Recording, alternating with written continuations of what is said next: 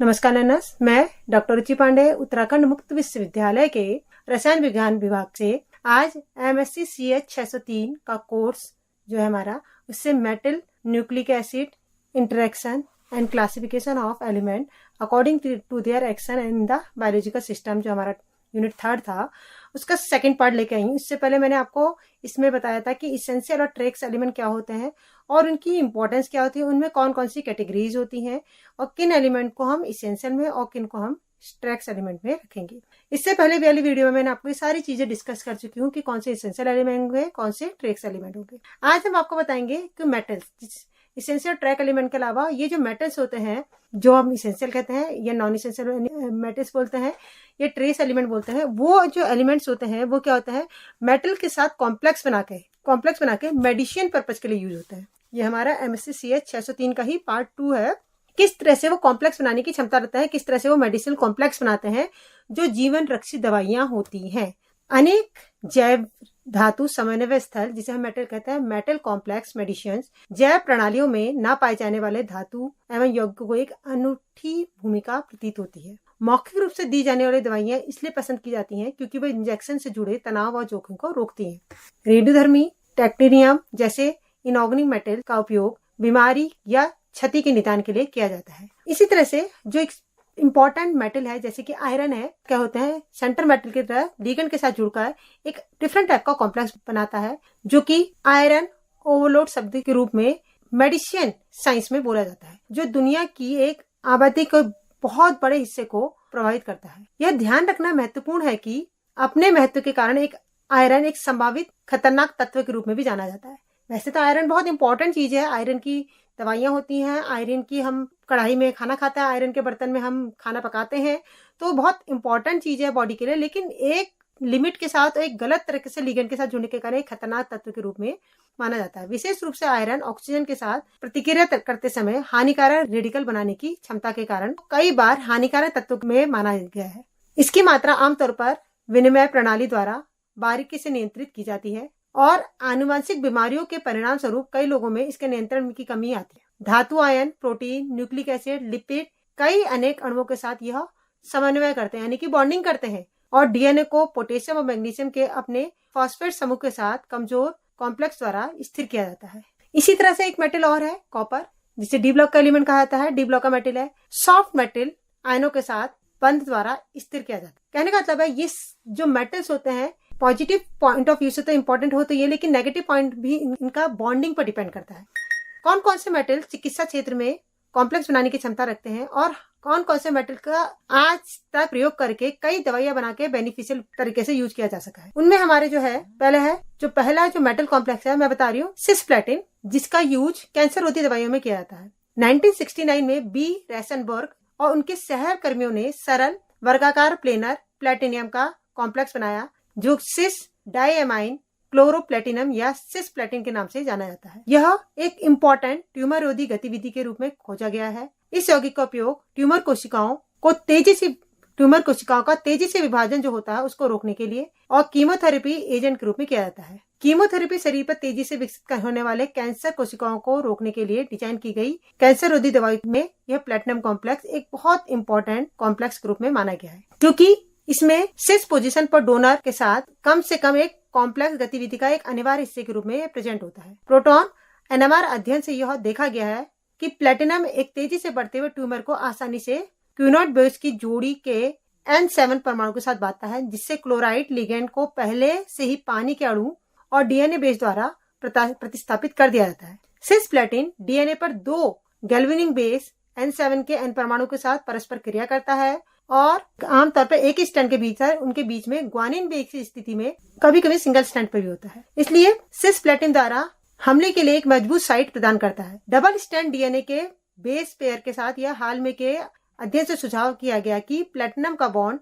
स्थानीय डीएनए की संरचना को विकृत करता है, इसलिए इसका प्रयोग कैंसर रोधी दवाओं में किया जाता है। सिस्प्लेटिन किडनी न्यूरोटॉक्सिसिटी पर दुष्प्रभाव पड़ता है। इन गंभीर दुष्प्रभाव से बचने के लिए वैकल्पिक रूप से यूज करी जाने वाली सिस्प्लेटिन दवाई बहुत इंपॉर्टेंट है। इसमें सबसे महत्वपूर्ण कार्बोप्लेटिन है, जो सिस क्लोराइड के राइट लिगेंड को ऑर्थो पोजीशन पर जो क्या होता है साइक्लोब्यूटेन डाई कार्बोसाइड के रूप में बदल देता है। इसी तरह से जैसे मैंने बोला कि इनका यूज कॉम्प्लेक्स बनाने में किया जाता है। इसी तरह से एक मेटल और है जिसे हम कहते हैं कॉपर। जैसे मैंने बताया कॉपर कॉम्प्लेक्स ग्रुप में पाया जाता है।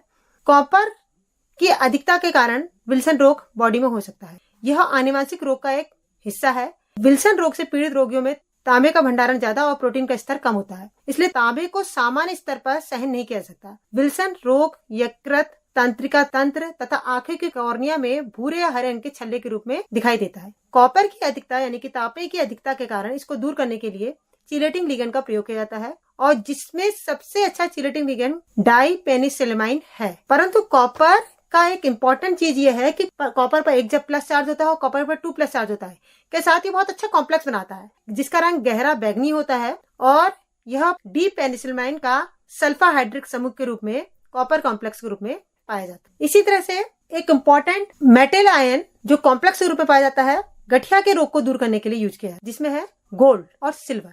तो बेसिकली जो सिल्वर है, गोल्ड नहीं सिल्वर का कॉम्प्लेक्स बहुत अच्छा कॉम्प्लेक्स होता है जो सफलतापूर्वक मनुष्य में गठिया संबंधित विकारों को उपचार के लिए किया जाता है। इस कॉम्प्लेक्स का यूज गठिया के इलाज में किया जाता है, जहां दर्दनाक तरीके से इंट्रामस्कुलर इंजेक्शन के रूप में इंट्रोड्यूस किया जाता है। इस कॉम्प्लेक्स में ट्राइसोडियम आयनिक बिहेवियर वाले आयन होते हैं, और जो गोल्ड होता है कॉम्प्लेक्स के रूप में सैनोक्रिसिन के रूप में जाना जाता है। थायोमोलेट का सोडियम सॉल्ट, जिसे मायोक्रिसिन कहा जाता है, इसमें उपस्थित होता है।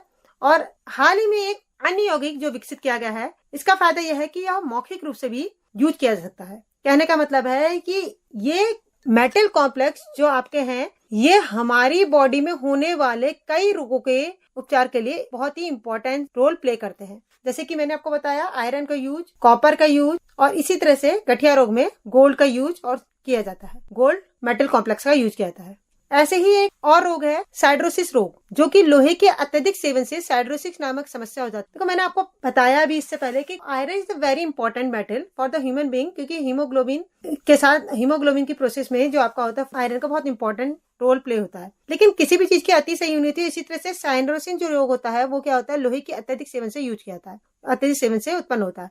आयरन की अधिकता के उपचार के लिए कैल्शियम थेरेपी का प्रयोग किया जाता है। जिन रोगियों को लीवर, किडनी, हृदय में आयरन जमा हो जाता है, बॉडी के कोई भी दो अंग विफल हो जाते हैं, जिसे डिफ्रोक्सामाइन बी जैसे चैलेटिंग लिगेंड का उपयोग करके आयरन की अधिकता को हटाया जाता है, जो कि एक पॉलीपेप्टाइड है और आयरन के लिए बहुत अधिक आत्मीयता वाला होता है, लेकिन अन्य रोगों के लिए इंपॉर्टेंट नहीं होता है। सॉफ्ट और हार्ड मेटल लिगेंड की अवधारणाओं का उपयोग करके चिलेटिंग लिगेंड का डिजाइन किया जाता है, और इन चिलेटिंग लिगेंड का डिजाइन करके उनका यूज कई रोगों के इलाज में किया जाता है। इसी तरह से एक मेटल और है सीसा, जिसे हम कहते हैं लेड। लेड एक बहुत जहरीली धातु है। यह एक संचयी जहर है जो शरीर और पौधों में ऊतक के रूप में जमा हो जाता है।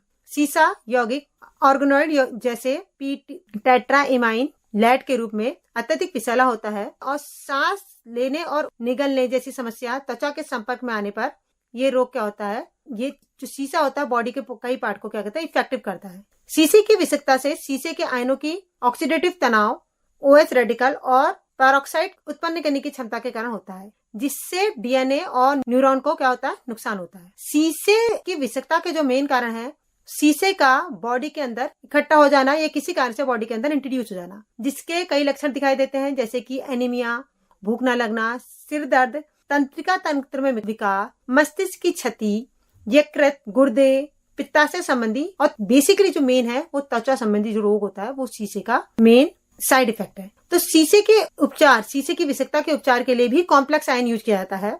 इसके लिए डाइएमाइन टेट्रा एसीटेट EDTA जिसे हम कहते हैं का कॉम्प्लेक्स एक चिलेटिंग लिगेंड के रूप में यूज किया जाता है, जो सीसे के कॉम्प्लेक्स को इफेक्ट को कम करता है। सीसे के कॉम्प्लेक्स के इफेक्ट को क्या करता है, कम करता है। कैडमियम पारा और सीसे के उन्मूलन के लिए बहुत अच्छा एक कॉम्प्लेक्स बनाता है, जो कि चिलेटिंग लिगेंड के रूप में यूज किया जाता है। पारा के प्रतिरोधी बैक्टीरिया में एक बहुत अच्छा दिलचस्प प्राकृतिक विसरण खोजा गया है, जो बैक्टीरिया में भारी धातु के प्रतिरोध को विकसित करता है और प्रोटीन की मात्रा को नियंत्रित करता है। यह चुनिंदित रूप से धातु आयनों की पहचान करना और DNA बाइंडिंग प्रोटीन जो जीन में उपस्थित होता है उनको नियंत्रित करता है। इसके अलावा बहुत सी ऐसी मेटल्स हैं जिनका यूज बेनिफिशियल रूप में भी किया जाता है और हार्मफुल रूप में भी किया जाता है। मेरा कहने का मतलब यह है कि आज जो मेरा बेसिक टॉपिक है कि मेटल्स जो होते हैं कॉम्प्लेक्स बना के किस तरह से बेनिफिशियल होते हैं। जैसे कि मैंने आपको बताया सिस प्लेटिन सबसे पहले फर्स्ट टाइम प्लेटिनम का कॉम्प्लेक्स था, जिसका यूज बॉडी में किया गया और इनका यूज मेडिसिन साइंस में कॉम्प्लेक्स बनाने के लिए किया जाता है, जो कि बॉडी में हार्ड मेटल होते हैं, जो आपके ट्रेस एलिमेंट होता है, विषक जो तत्व होता है, उनको दूर करने के लिए आता है। यानी कि ये ही मेटल आपकी बॉडी में बीमारियों की मेन कॉज होते हैं और इन्हीं के बने हुए कॉम्प्लेक्स बॉडी में कई डिजीज को दूर करने के लिए आता है, हार्मफुल होता है। आर्सेनिक, कैडमियम, बिस्मिथ, ये सब आपके कॉम्प्लेक्स बनाने की टेंडेंसी रखते हैं और ये कॉम्प्लेक्स बना के बॉडी में जो विषकता के जो लक्षण होता है उनको दूर करने के लिए यूज किया जाता है। जैसे कैडमियम कॉम्प्लेक्स भी बनाता है और कैडमियम का यूज विषकता को दूर करने के लिए किया जाता है। जैसे इसकी विषकता के जो लक्षण होते हैं, मतलब कैडमियम से अगर कोई मनुष्य पीड़ित है, वो उसकी गुर्दे में खराबी, उल्टी, जलन, जुकाम, रक्तचाप बढ़ जाना, एनीमिया आदि बीमारी आ जाती है, जिसे इटाई बीमारी के नाम से जाना जाता है। जिससे पूरे शरीर में बॉडी में पेन होता है, हड्डियों में दर्द होता है, हड्डियां फ्रैक्चर होने लग जाती है जल्दी। इसी तरह से आर्सेनिक है, बहुत जहरीले तत्व है जो इनऑर्गेनिक के रूप में जीवों में एंटर कर जाता है, कई बॉडी की मेटाबॉलिज्म प्रोसेस को क्या होता है, हार्मफुल इफेक्ट दिखाता है, जो आपके क्या होता है बॉडी में क्या करते हैं, हार्मफुल इफेक्ट डेवलप करते हैं। और कुछ इन्हीं के बने हुए कॉम्प्लेक्स बॉडी में मेडिसिन के रूप में यूज करते हैं और इनका यूज हम किसके रूप में करते हैं, कॉम्प्लेक्स के रूप में करते हैं, क्योंकि मैं आपको बताऊंगी कि इनका यूज कॉम्प्लेक्स के रूप में बॉडी में इंट्रोड्यूस किया जाता है ताकि हम विषाक्तता को दूर कर सकें। आशा करती हूँ आपको ये जानकारी पसंद आई होगी। धन्यवाद।